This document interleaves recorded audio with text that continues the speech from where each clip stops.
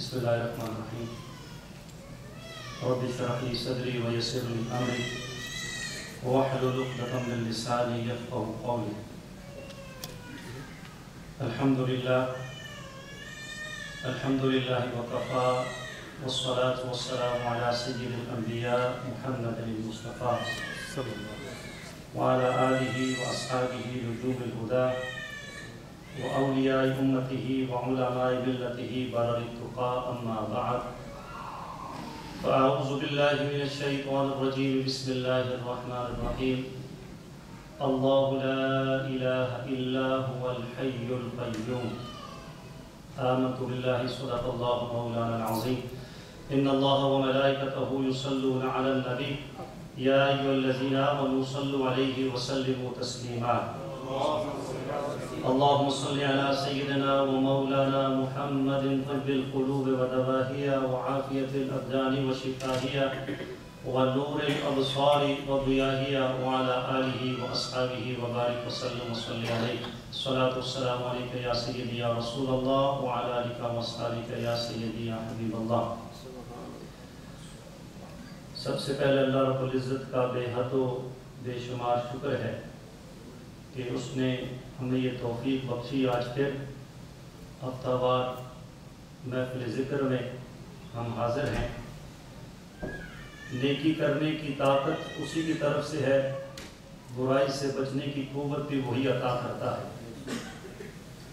اور اس کا کرم اور احسان ہے کہ اس نے اپنے گھر میں ہمیں بلایا اور اپنے پیارے محبوب کریم صلی اللہ علیہ وآلہ وسلم کا ذکر کرنا اور سننا ہمارے لیے لکھا. اس پر ہم اس کے شکر گزار ہیں. اس سے پہلے کہ میں اپنے موضوع کی طرف آؤں، امام غزالی رحمۃ اللہ تعالی علیہ جن کو اللہ رب العزت نے ظاہری اور باطنی علوم سے نوازا، آپ فرماتے ہیں، آپ کا اس قول کا مفہوم ہے کہ اس دنیا میں جو بھی شخص آتا ہے اس کا ایک پرپز ہوتا ہے. ایک تو رب کی حکمت ہے، اور وہ حکمت کیا ہے وہ آگے بیان میں کروں گا انشاءاللہ. لیکن اس دنیا میں وہ آ کر اپنا وے بناتا ہے، اپنے مطابق اس کا ایک آئیڈیل راستہ ہوتا ہے جس کو وہ سلیکٹ کرتا ہے، اور پھر ایک منزل منتخب کرتا ہے پہنچنے کے لیے. اور پھر جب اس کے لیے کوشش کرتا ہے تو جیسے جیسے وہ کوشش کرتا ہے وہاں تک پہنچنے کے لیے اللہ سبب بھیجتا ہے تو اس کے دروازے کھلتے رہتے ہیں. وہ اپنی منزل کی طرف جو اس کی چاہت اگر ہے تو اس طرف رواں و دواں ہوتا ہے. ایک تو رب کی حکمت اور چاہت ہے، میں نے کہا آگے بیان کروں گا. ایک جب بندہ دنیا میں آتا ہے تو پھر وہ اپنے مطابق وہ رستہ بنانے کی کوشش کرتا ہے، اور پھر جب اپنی منزل مقصودہ پہنچتا ہے تو اس وقت اس کا ٹائم اب ہو جاتا ہے اور اس کا واپسی کا بلاوا آ جاتا ہے. آپ فرماتے ہیں کہ ہر بندے کا ایک مقصد ہے.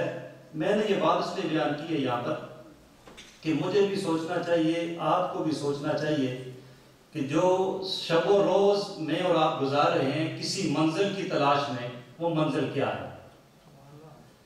اگر تو وہ منزل ہمیں پتہ ہے تو اس کا مطلب ہے اس کے لیے ہم کوشش کر رہے ہیں. پچھلی زندگی گزاری ہم کوشش کرتے کرتے یہاں تک پہنچے، اور اس منزل تک پہنچنے کے لیے ہم کوشش کر رہے ہیں. جیسے جیسے ہم کوشش کریں گے اللہ رب العزت ہمارے لیے اسباب بہتر رہے گا، وہ دروازے کھلتے رہیں گے، ہم ادھر ہوتے رہیں گے. اگر وہ منزل اللہ رب العزت کی ذات ہے، اگر وہ منزل اللہ رب العزت کی رضا ہے، اگر وہ منزل نبی صلی اللہ علیہ وسلم کی چاہت و محبت و اتباع ہے، پھر تو الحمدللہ، پھر تو ہمارا مقصد حیات انشاءاللہ اچھی طرف جا رہے ہیں. اور اگر اپنا ہی ہم نے کچھ بنایا ہوا ہے تو ہمیں دیکھنا پڑے گا، اس کو چینج کرنا پڑے گا. اسی لیے یہ محافل ہر ہفتے کے ہفتے ریمائنڈر ہے کہ ہم دیکھیں کہ ہم زندگی کتنی گزار کر جہاں پر پہنچے ہیں، 30 سال 15 سال 20 سال 50 سال 60 سال، اور جو رہ گئی ہے وہ ہماری منزل کدھر ہے، ہم نے کس طرف جانا ہے. اب انشاءاللہ اہل سنت والجماعت کے ساتھ جہاں بہت سارے آج کل کے مسائل ہیں، وہاں یہ بھی ہیں کہ دین کی طرف رجحان کا کم ہے. میں اعلان کر کے میں تو رونا آ رہا تھا. تقریباً جتنا بندہ کر سکتا ہے اعلان کر سکتا ہے، ٹیکسٹ میسج کر سکتا ہے، فیس بک پہ اپڈیٹ کر سکتا ہے، بائبل پہ میسج بھیج سکتا ہے، آؤ یار آؤ یار آؤ یار.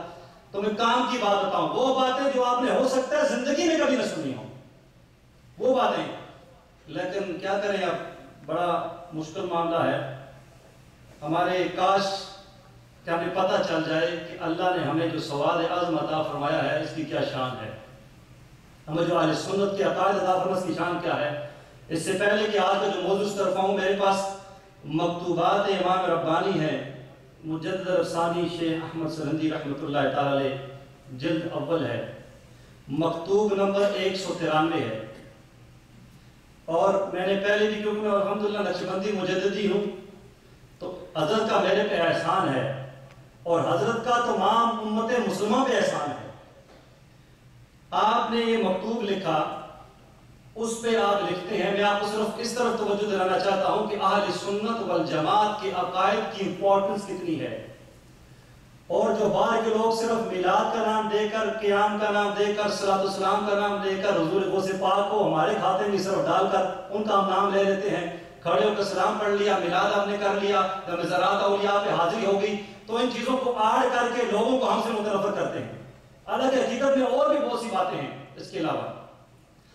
تو امام ربانی فرماتے ہیں ارباب تکلیف پر پہلے نہایت ضروری ہے، ہم جو لوگ اللہ کی طرف بڑھتے ہیں ان کے لیے پہلے ضروری ہے کہ علماء اہل سنت و جماعت کی راہوں کے موافق اپنے عقائد کو درست کریں. سب سے پہلا کام اپنے عقیدوں کو جو علماء اہل سنت کی رائے ہیں، جو انہوں نے قرآن اور حدیث سے نکالے ہیں، ان کے مطابق اپنے عقائد کو درست کریں. کیونکہ عاقبت کی نجات، یعنی کہ آخرت میں جو نجات ہے، انہی بزرگوں کی بے خطا راہوں کی تابعداری پر موقوف ہے. اور فرقہ ناجیہ بھی یہی لوگ ہیں. آج تو ہر ایک کہتے ہیں ہم ہی ٹھیک ہے نا، آج تو سارے ہی کہتے ہیں، جس کو کچھ بھی نہیں پتا دین کا نا، جس کو کچھ ابھی وہ فرقہ بنا ہے وہ بھی کہتا ہے کہ ہم ہی ٹھیک ہیں.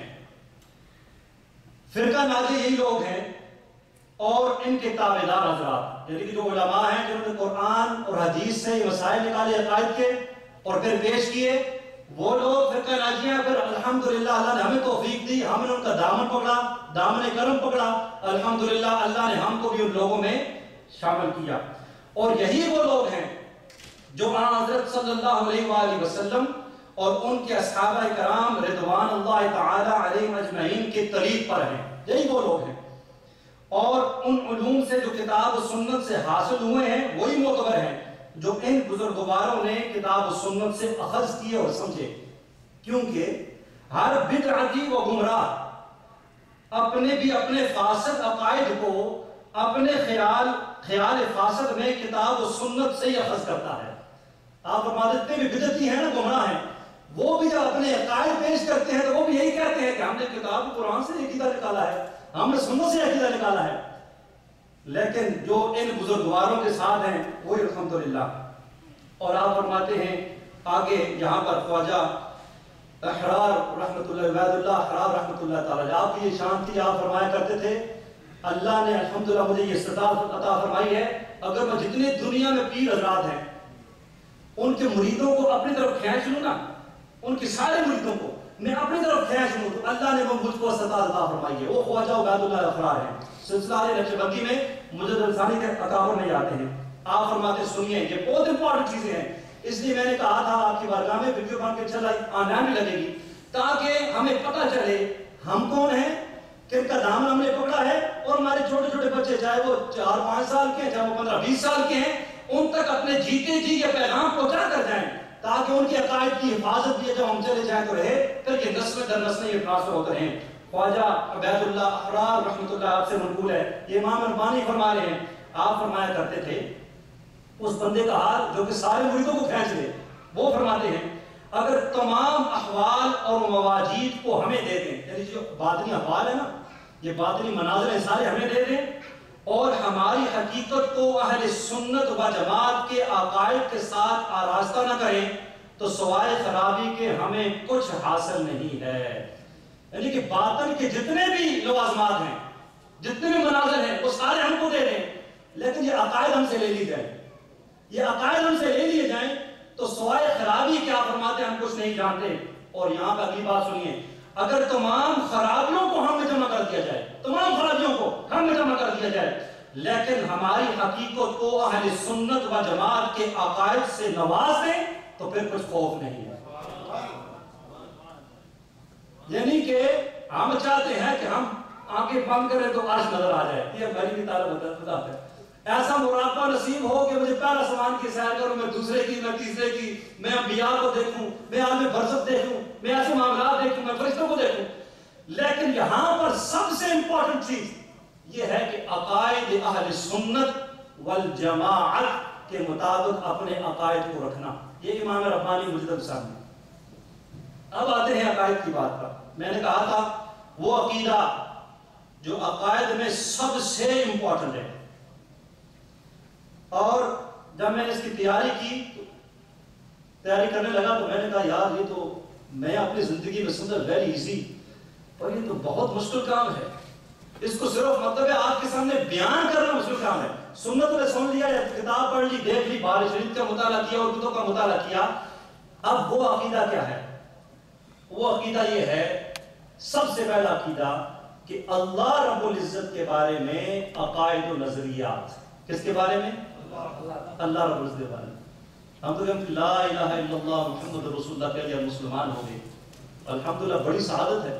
لیکن سٹیپ آگے بڑھا، اب عقیدہ ایک آ گیا۔ اب میں نے وہ فاسد عقیدہ اپنا لیا، خدا نخواستہ میں مثال دے رہا ہوں، یا میں نے اس کے مطابق اپنے عقائد بنا لیے، تو پھر جو پچھلی بار میں نے کیا اہل سنت سے میں جدا ہو گیا۔ جب اس سے جدا ہو گیا تو اب میری جتنے معاملات ہیں، میری نمازیں ہیں، روزے ہیں، زکوٰۃ ہیں، حج میں نے ہر سال کیا ہے، اور میں نے تہجد کا روزانہ میں تہجد پڑھتا ہوں، لیکن اگر وہ عقائد اہل سنت میرے سے جدا ہو گئے تو مجھے ان نمازوں کا، ان روزوں کا کوئی ثواب نہیں ہے، یاد رکھیے، صرف خسارہ خسارہ ہے۔ اب اس سے پہلے کہ میں اس پر گفتگو شروع کروں، قرآن مجید فرقان حمید میں اللہ رب العزت نے فرمایا وَمَا خَلَقْتُ الْجِنَّ وَالْإِنسَ إِلَّا لِيَعْبُدُونِ، کہ ہم نے جنوں اور انسانوں کو پیدا کیا اپنی عبادت کے لیے۔ کس کے لیے؟ اپنی عبادت کے لیے۔ لیکن مفسرین کرام یہاں پر فرماتے ہیں إِلَّا لِيَعْبُدُونَ سے مراد یہ ہے یہاں پر کہ میں نے جنوں اور انسانوں کو اس لیے پیدا کیا تاکہ وہ میری معرفت حاصل کریں، مجھے پہچانیں کہ میں کون ہوں، مجھے پہچانے کہ میں کون ہوں۔ تو اس لیے إِلَّا لِيَعْبُدُونَ کی جگہ مفسرین نے فرمایا اس کا مطلب یہ ہے کہ میری معرفت حاصل کریں، إِلَّا لِيَعْرِفُونَ، یعنی کہ یہ انسان جن مجھے پہچانے۔ لیکن ہم تو یہ ساری زندگی آج سنتے بھی رہے، ہم تو نے کہا نئی چیز آئے گی، جب نئی چیز سامنے آتی ہے دروازہ کھلتا ہے تو اس میں بندہ انٹر ہوتا ہے تو نئی چیز اور ملتی ہے، الحمدللہ، کیونکہ یہ اہل سنت والجماعت کے علماء ہی ہیں جنہوں نے، میں نے کہا، عقائد ہمارے لیے واضح کر دیے، ورنہ قرآن سے اور حدیث سے عقیدے کو نکالنا یہ بہت مشکل کام ہے، ہر بندے کے پاس کا کام نہیں جو آج کل ہر دوسرا بندہ باہر کر رہا ہے۔ بخاری شریف پاس ہے، وہ کہتا مجھے کسی کی ضرورت ہی نہیں ہے۔ اب یہاں پر کیا ہوا کہ اب ہمارے لیے ضروری ہے کہ ہم اللہ کی معرفت حاصل کریں، کیونکہ اللہ کی حکمت ہی یہی ہے انسان اور جن کو پیدا کرنے کی، جنات اور انسانوں کی، کہ وہ اللہ کی معرفت حاصل کریں۔ تو اب ہماری زندگی کا مقصد کیا ہے کہ ہم اللہ کی معرفت حاصل کریں، یہ ہماری زندگی کا مقصد ہے۔ لیکن یہاں پر کہ میں معرفت کی طرف آؤں، پھر معرفت تب ہوگی جب ذات کی معرفت ہوگی، لیکن ایک وسوسہ جو کہ ہو سکتا ہے کہ زندگی میں کبھی آپ کو آیا ہو، اور ہو سکتا ہے کبھی نہ آیا ہو، فیوچر میں آ جائے، یا ہو سکتا ہے جب آپ اپنے بچوں کو بتائیں یا وہ آپ سے کچھ سوال کریں آ کر تو پھر آپ کو آ جائے، ان کو آ جائے، تو اس کی کارڈ میں شروع میں کر دوں گا، کیونکہ جب آگے ہم چلیں گے تو یہ چیز نبی صلی اللہ علیہ وسلم کا فرمان ہمیں بڑا کام آئے گا، اور کیونکہ آقا کریم رؤوف الرحیم صلی اللہ علیہ وسلم ہر مشکل میں الحمدللہ کام آنے والے ہیں، تو اس مشکل سے ہمیں وہ اپنے اس بات سے، اپنے اس قول سے، فرمان سے ہمیں نکال دیں گے۔ وہ کیا ہے؟ یاد رکھیے، اگر کسی کو اللہ رب العزت کی ذات کے بارے میں وساوس آتے ہیں، اللہ کیسا ہے، اللہ کہاں پر ہے، مختلف قسم کے وساوس آتے ہیں، یا فیوچر میں آئیں، تو اس کے بارے میں سنیے ایک روایت آقا کریم رؤوف الرحیم صلی اللہ علیہ وآلہ وسلم نے فرمایا، اور اس کو 3 جلیل القدر صحابہ ہیں، حضرت عبداللہ ابن عباس، حضرت عبداللہ ابن عمر اور حضرت ابو ذر غفاری رضوان اللہ تعالی علیہ اجمعین، آپ تینوں نے روایت کیا ہے۔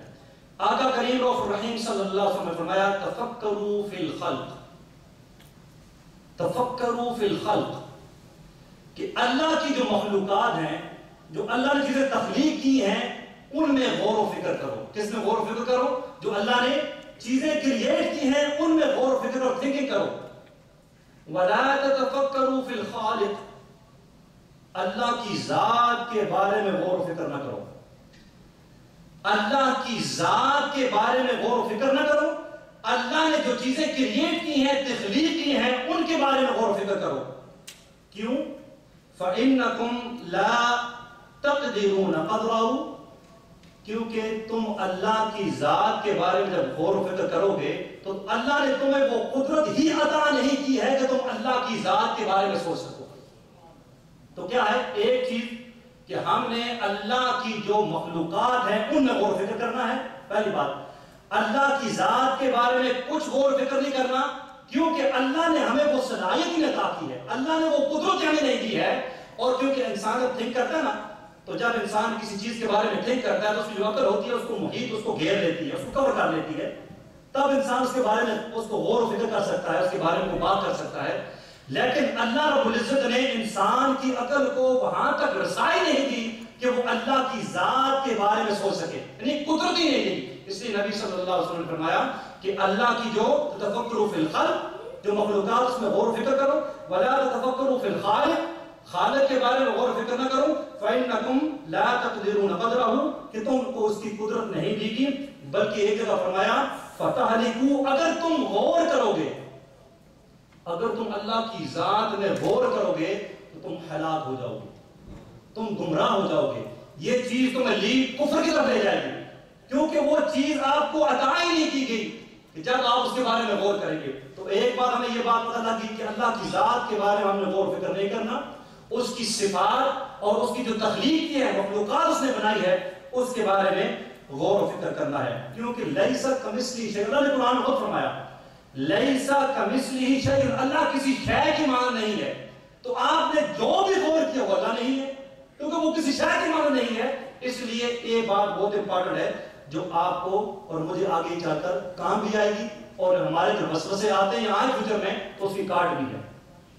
اب سوال یہ پیدا ہوتا ہے کہ اللہ نے کہا کہ معرفت حاصل کرو، تو پھر معرفت ہم کیسے حاصل کریں گے؟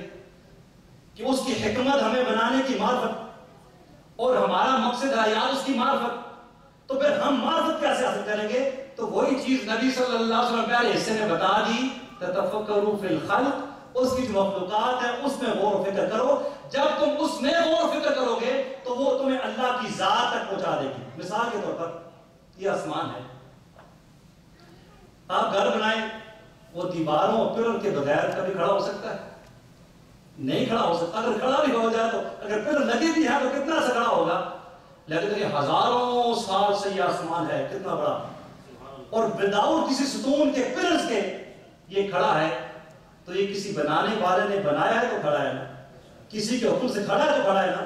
اب انسان اپنی باڈی میں دیکھے، ہم بھی اللہ کی مخلوقات میں سے ہیں، یہ آپ کو پتہ ہے چھوٹے سے فنگر پرنٹس ہوتے ہیں، یہ چھوٹے سے صرف ایک پوڑا، اور ہزاروں لاکھوں کروڑوں اربوں لوگوں کے بظاہر ایک جیسے، لیکن جب ان کو سکین کیا جاتا ہے تو ہر ایک کی مختلف، ہر ایک کا مختلف۔ تو اور پھر دیکھیں ہماری چہرے، ہمارے لمبائی چوڑائی میں تقریباً سیم ہے، 2 آنکھیں ہیں، 1 ناک ہے، 2 ہونٹ ہیں، کان ہیں 2، لیکن ایک لمبائی چوڑائی میں ہونے کے باوجود ہر ایک مختلف، ہر ایک کی شکل مختلف، ظاہر مختلف۔ اللہ رب العزت نے تو یہ چیزیں جو ہیں اللہ رب العزت کی ذات کی طرف ہمارے رہنمائی فرمائی۔ قرآن میں اللہ نے خود فرمایا ان فی خلق السماوات والارض واختلاف اللیل والنہار لآیات لأولی الالباب، یہ جو رات کا آنا پھر دن کا آنا، یہ آسمان اور زمین، یہ نشانیاں ہیں، اس کے اندر نشانیاں ہیں جو ان پر غور کرے، جو ان کو دیکھے، جو ان پر غور کرے۔ اب اللہ رب العزت کے بارے میں عقیدہ نمبر 1، وہ جو میں نے آقا کریم صلی اللہ علیہ وسلم کا فرمان آپ کے سامنے بیان کیا، اس کو یاد رکھیے گا۔ نمبر 1 عقیدہ، اس کی ذات موجود ہے، اس کی ذات، اس کی ہستی موجود ہے۔ اگر کوئی شخص ذات کا ہی انکار کر دے، جیسے دہری ہوتے ہیں نا، وہ کہتے ہیں ایوری تھنگ، اب جو نئی جنریشن آ گیا وہ بگ بینگ ہوا، بس بگ بینگ ہوا تو every thing was there, nothing was there but every thing was there. Big bang کے پیچھے اب وہ بگ بینگ آپ کو بچہ اسکول جائے گا، وہ پڑھے گا، وہ کہے گا سائنٹسٹ تو یہ کہتے ہیں، یہ میرا بابا کہتا ہے، تمہاری بات سمجھ نہیں آ رہی.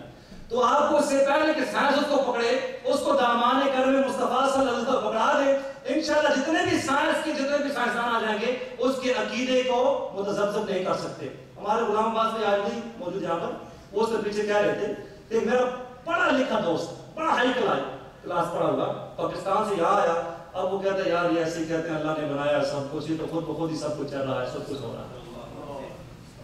تو زیادہ پڑھنے کی وجہ سے بعض اوقات نا سلپ ہو جاتا ہے، لیکن بنیادی عقیدے اگر اس طرح آپ آتے رہیں، آپ کے سامنے پیش کی جاتے رہیں، تو اس کی بنیاد مضبوط ہوگی تو پھر انشاءاللہ اس میں متذبذب بندہ نہیں ہو سکتے. امام اعظم ابو حنیفہ رحمۃ اللہ تعالیٰ علیہ کے وقت میں ایک دہریہ تھا، اس نے لوگوں کو بڑا خراب کر دیا، دلال دے دے کہ سب کچھ ایسے ہی ہے، کچھ نہیں ہو سکتا، آپ کو اب سب کو بنا ہوا ہے، کوئی بنانے والا نہیں ہے، کوئی خالق نہیں ہے. آج یہاں پر بھی ہیں، ہر ملک میں ہوتے ہیں، پتہ مجھے انگلش میں کیا کہتے ہیں، بہرحال وہ کہتے ہیں کہ ایوری تھنگ جو ہوتی ہے وہ بہت چل رہی ہے کام. اب امام اعظم کے ساتھ مناظرہ اس کا طے ہو گیا کہ آپ نے دلائل دینے ہیں کہ اللہ ہے اور اس نے سب کچھ بنایا ہے، اور اس نے دلائل دینے کہ سب کچھ آپ ہی ہو رہا ہے. وقت طے ہو گیا. جب وقت طے ہو گیا اب لوگ انتظار کر رہے ہیں، امام اعظم نہیں آئے ابو حنیفہ رحمۃ اللہ تعالیٰ، دیر گزر گئی. اب تھوڑی دیر گزری تو وہ آ گئے، تو وہ جو مناظر کا دہریہ تھا اس نے کہا کہ آپ لیٹ کیوں ہو گئے، کس وجہ سے آپ کو دیر ہوگی؟ تو آپ نے کہا کہ میں گھر اور یہاں کے درمیان دریا ہے، جب میں دریا کو یہ بات اس کو سمجھانے کے لیے گئی. دیکھیں امام اعظم ہی ہے، امام اعظم ہی ہے. اللہ نے جب میں نے کہا جب کام لینا ہوتا تو ظاہری اور باطنی علوم اللہ عطا کرتا اس شخص کو. تو آپ نے کہا وہ دریا میں پہنچا تو کشتی نہیں تھی، کشتی ضرور دریا کو پار کرنے کے لیے. پھر میں انتظار کرنے لگا، میں نے دیکھا اچانک ایک درخت کٹا، درخت گرا، اس کے پھٹے بننے شروع ہوئے، پھر بٹے اس کے جڑنے شروع ہو گئے، پھر وہ کشتی کی صورت میں بن گئے. پھر میں دیکھا ساتھ اس کی چپو لگ گیا خود بخود. پھر میں کشتی میں بیٹھ گیا اور کشتی خود بخود چلنے لگی اور مجھے اس نے دریا کے پار اتار دیا. یہ سارے پروسیس میں دیر ہوگی، اس وجہ سے میں لیٹ آیا. اس نے کہا حضور یہ بات عقل میں آنے والی نہیں ہے، یہ بات میری سمجھ میں نہیں آ. درخت خود بخود گر رہا ہے، پھٹے خود بخود کٹ رہے ہیں، پھٹے خود بخود جڑ رہے ہیں، کشتی خود بخود بن رہی ہے، چپو خود بخود لگ رہے ہیں، آپ بیٹھ کے کشتی خود بخود چل رہی ہے اور آپ کو پار کر دیا. یہ بات میری عقل میں نہیں آتی. آپ نے اس نے کہا مناظرہ تو یہاں پہ ختم ہو گیا. جب تو ایک کشتی بننے کا خود بخود تیری بات عقل میں نہیں آ رہی، یہ کیسے ہو سکتا ہے؟ کسی نہ کسی نے وہ کشتی بنائی ہوگی تب وہ بنی ہوگی. تو یہ ساری زمین، یہ سارے آسمان، سورج کا طلوع ہونا، غروب ہونا، چرند و پرند درند سب کچھ بننا یہ خود بخود ہو گیا ہے. اس کو بنانے والا بھی ایک خالق ہے، اس کو بنانے والا بھی ایک خالق ہے. تو یہاں پر اللہ کی ذات کا کوئی انکار کر دے فار ایگزامپل، تو اللہ کی ذات کا انکار کرنا یہ کفر ہے. مثال کے طور پر اگر کوئی جملہ یہ بول دے، اور یہ روزمرہ زندگی میں لوگ بول بھی دینا یاد رکھیے. اب وہ بظاہر تو سامنے کہے گا میں اللہ کو مانتا ہوں، لیکن وہ جملہ جب استعمال کرے گا تو اس میں آپ دیکھیے کتنی بڑی خرابی پیش آتی ہے. وہ کیا کہ اگر کوئی کہتا ہے نا غریب بہت ہیں تو وہ کہ اللہ ہوتا تو غریبوں کا ساتھ دیتا. اب یہ جملہ ہے اللہ ہوتا تو غریبوں کا ساتھ دیتا. اب اس نے تو دکھ کسے کہہ دیا نا، لیکن اگر دوسری طرف دیکھا جائے تو اس نے اللہ کو نہیں مانا کہ اللہ ہے، موجود ہے، تو اس نے اللہ کی ذات کا ایک طرح سے انکار کر دیا سامنے جملے میں. اب وہ اپنی طرف سے تو کہہ رہا ہے کہ غریبوں کی مدد کے لیے، لیکن جملہ جو اس نے کہہ دیا ایسا جملہ کہنا کفر ہے. پھر اللہ ہوتا تو ضرور سنتا. بندہ تو دعا بہت کرتا نا، دعا کرتے کرتے کرتے کرتے کرتے تھک گیا یا کسی کو بیماری لگی ہوگی تو کہتا اللہ ہوتا تو ضرور سنتا. تو ان دونوں جملوں یہ مثال دی ہے میں نے آپ کے سامنے، اور کتنی مثالیں ہیں، لیکن یہ مثال دی ہے. ان جملوں میں اللہ کے موجود ہونے کا انکار، اللہ کی ذات کا انکار ہے. تو اللہ کی ذات کا انکار یہ کفر ہے. اللہ کی ذات کا انکار یہ کفر ہے. اب آگے میں آپ کے سامنے کچھ اصطلاحات پیش کرتا ہوں جو کہ آگے استعمال ہوں گی، کیونکہ یہ موضوعات چلے گا اگلے اتوار کو بھی انشاءاللہ، تو یہ ہمیں کام آئیں گی تاکہ ہمیں یاد رہے۔ وہ چیزیں ہم کسی اور کے لیے استعمال کرتے ہیں، لیکن جب ہم اللہ رب العزت کی ذات کے ساتھ اس کا حوالہ جوڑیں گے تو وہ اس طریقے سے استعمال نہیں ہوں گی جس طریقے سے ہم روزمرہ زندگی میں استعمال کرتے ہیں۔ فار ایگزامپل ایک لفظ ہے قدیم، کیا لفظ ہے؟ قدیم، قاف دال یا میم، قدیم، جسے ہم اپنے زمانے میں قدیم، بڑا پرانا اس کہتے ہیں قدیم، یا فلاں بہت اس سے فلاں سے بڑی قدیم ہے تو اس کو ہم قدیم کہتے ہیں۔ لیکن جب قدیم ہم استعمال کریں گے اللہ رب العزت کی ذات کے لیے تو اس سے کیا مراد ہوگی؟ اس سے مراد یہ ہے کہ جو ہمیشہ سے ہے، جو بولیے جو ہمیشہ سے ہے، قدیم جو ہمیشہ سے ہے۔ اب ایک اور ورڈ ہے حادث، ہا الف دال ثا، حادث۔ حادث کا معنی یہ ہے کہ جو پہلے نہیں بعد میں بنایا گیا اسے حادث کہتے ہیں، سمجھائے گی؟ جو پہلے نہ ہو، ایک تو قدیم ہے جو کہ رب کی ذات ہے جو کہ ہمیشہ سے ہے، یعنی کہ اس وقت کون و مکان نہیں، یہ زمین آسمان نہیں، وقت ٹائم فریم کچھ نہیں، تب سے۔ اور ایک حادث یعنی کہ جو پہلے نہیں بعد میں ہوئی اسے حادث کہتے ہیں۔ اب واجب الوجود یہ وہ چیزیں ہیں جو کہ روزمرہ زندگی میں استعمال کم ہوتی ہیں، لیکن کیونکہ مین آگے بڑھنے کے لیے آپ کو بتانا ضروری ہے، اس لیے آپ کا سمجھنا اس کے ضروری ہے۔ واجب الوجود یعنی کہ جس کا ہونا ضروری ہو، اس لیے ہم کہتے ہیں کہ اللہ رب العزت واجب الوجود ہے، اس کا ہونا ضروری ہے، اس کا ہونا ضروری ہے، یعنی کہ جس کے بغیر چارہ نہیں، اس کو کہتے ہیں واجب الوجود۔ واجب یعنی ہونا، وجود یعنی ذات ہستی، یعنی کہ اللہ کی ذات کا ہونا، یہ واجب الوجود۔ اب عقیدہ نمبر 2، پہلا تو کہ اللہ کی ذات موجود ہے، جو اللہ کی ذات کا انکار کر دے وہ کفر ہے۔ عقیدہ نمبر 2، اللہ عز و جل کی ذات اور اس کی صفات قدیم ہے۔ میں نے آپ کو قدیم کا ڈیفینیشن بھی بتائی، لیکن نہ بتاتا تو بھی میں کہتا آپ کہتے ہیں پرانا ہے کہ، یعنی کہ اللہ رب العزت کی ذات اور اللہ رب العزت کی صفات ہمیشہ سے ہیں، ہمیشہ سے ہیں، اور ذات اور صفات کے علاوہ اللہ کی ذات اور اللہ کی صفات کے علاوہ ہر چیز حادث ہے۔ دونوں سے آپ کو میں بتا دوں، اس لیے بتائیے کہ آپ کو آسانی ہو جائے کہ میں ریپیٹ کروں۔ اللہ کی ذات اور صفات قدیم یعنی ہمیشہ سے ہے، ذات اور صفات کے علاوہ جو کچھ بھی ہے وہ حادث ہے۔ اگر کسی اور کو بندہ قدیم کے وہ ہمیشہ سے ہے، روح کو کہہ دے، کسی چیز کو بھی کہہ دے، کسی مجسمے کو کسی کو بھی کہہ دے کہ وہ ہمیشہ سے ہے، تو وہ دائرہ اسلام سے خارج ہو جائے گا، کفر نہیں۔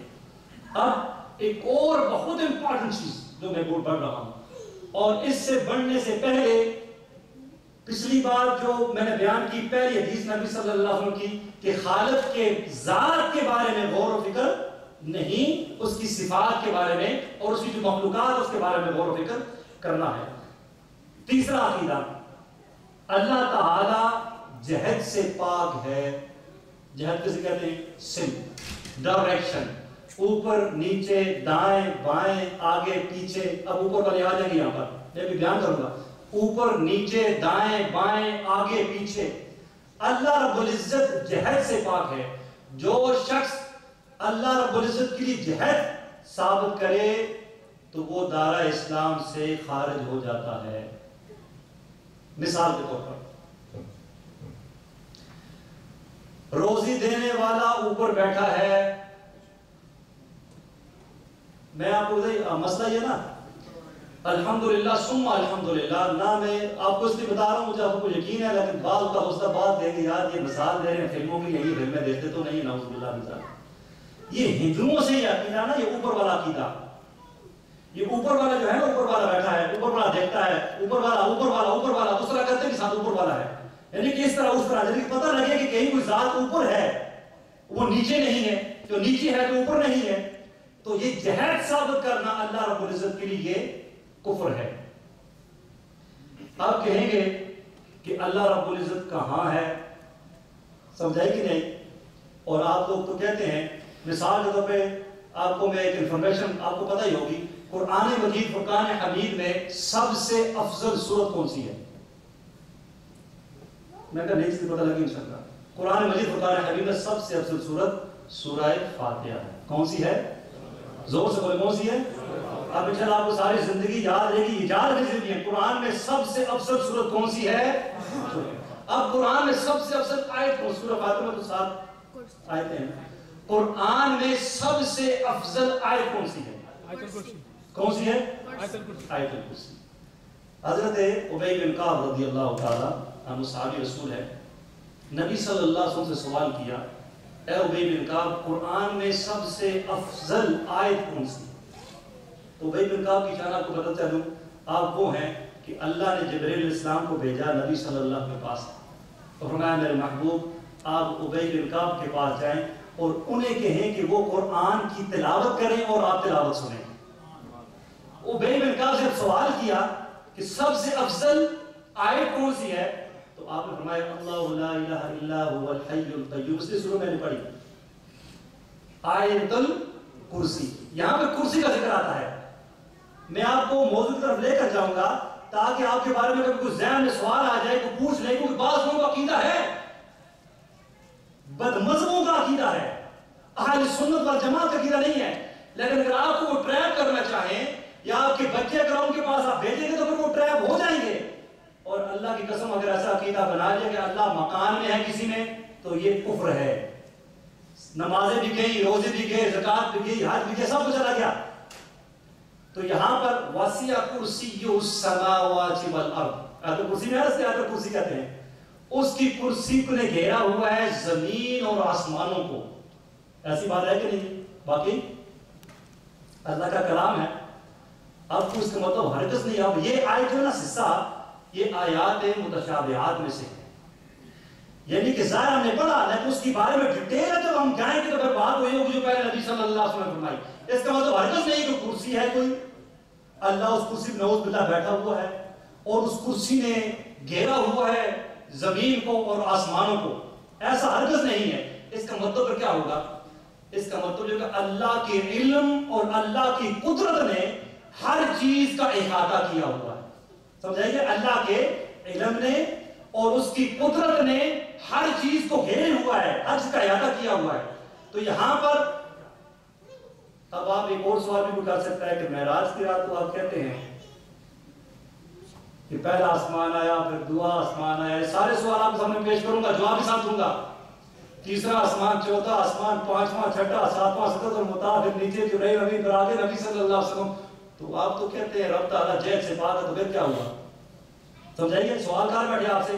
یہاں تک میں ختم کر کے چلا جاؤں، اگلے ہفتے کا آپ اس کا جواب نہیں دے سکیں گے، لیکن اس لیے میں آج اس کا جواب دے کر جاؤں گا تاکہ سمجھ آ جائے. اور جواب بھی کسی اور کی زبانی نہیں، امام اہل سنت مجدد دین و ملت پروانہ شمع رسالت امام احمد رضا خان علیہ رحمت الرحمن. وہ صرف شاعری نے کی، شاعری کے اندر بھی عقیدہ بیان کیا. اب فرماتے ہیں خرد سے کہہ لو کہ سر جھکا لے. خرد سے کہہ لو کہ وہ کہتے کہاں گئے تھے؟ خرد سے کہہ لو، عقل سے کہہ لو کہ سر جھکا لے. گمان سے گزرے گزرنے والے، یہاں پڑھے خود جہد کو لالے، کسے بتائیں کدھر گئے تھے. اب اس کی ڈیٹیل میں نہیں جاؤں گا ذرا، لیکن یہاں پر وہی بات شروع میں آ گئی کہ رب تعالیٰ کی ذات کی طرف آپ نے وہاں سے فوراً اپنے عقل کو پیچھے. عقل سے کہہ لو کہ اپنے سر کو جھکا لے. جتنے بھی گمان کرنے والے ہیں یا ہوتے رہیں گے سب اپنے گمان سے گزر جائیں گے، کوئی بیان نہیں کر سکے گا. یہاں تو سمتے ہیں نا، یہاں پر آ کر ابھی ہم یہاں پہ آگے پیچھے دائیں بائیں سمت ہے نا، تو کہتے ہیں وہاں پر تو سمت کو بھی پتا نہیں تھا کہ سمت کس طرف ہے. خود سمت کو بھی نہیں پتا تھا، ہمیں پتا ہے نا، خود سمت کو بھی نہیں پتا سمت کس طرف ہے. تو کسے بتائے کدھر گئے تھے. یہ راز ہے رب تعالیٰ کا. اللہ نے ہماری عقلوں کو وہ ادراک دیا ہی نہیں کہ اس کے بارے میں ہم سوچیں، اس لیے وہاں سے ہم نے پیچھے آ جانا ہے. اب کوئی کہے فارغ ایگزامپل اس کا عقیدہ ہے اس طرح. ایک کئی موقع فکر ہے، میں نام نہیں لوں گا کیونکہ پھر بات اس کے سامنے آ جاتی ہے. وہ کہتے ہیں اللہ عرش پر، نعوذ باللہ ان کا عقیدہ بیٹھا ہے. اب شروع میں نے آپ کے سامنے ایک بات عرض کی تھی کہ اللہ کی ذات اور صفات کے علاوہ ہر چیز حادث ہے، یعنی بعد میں ہے. تو جب عرش نہیں تھا، جب کرسی نہیں تھی، تو اللہ کہاں تھا؟ جہاں اس وقت تھا وہاں بھی ہے. صرف اتنا سی بات ہے، سمجھنے کے لیے آپ کو بتا رہا ہوں. لیکن رکز نہیں ہے. اب ایک اور عقیدہ کہ اللہ ہر جگہ ہے، یہ بھی کہتے ہیں اللہ ہر جگہ ہے، مجبوری ہے کہتے ہیں، ہر دوسرا بندہ کہتا ہے اللہ ہر جگہ ہے، اللہ ہر جگہ ہے، اللہ ہر جگہ ہے۔ اب یہ کتنا برا عقیدہ ہے، اب ہر جگہ بھی مکان ہے کہ نہیں ہے؟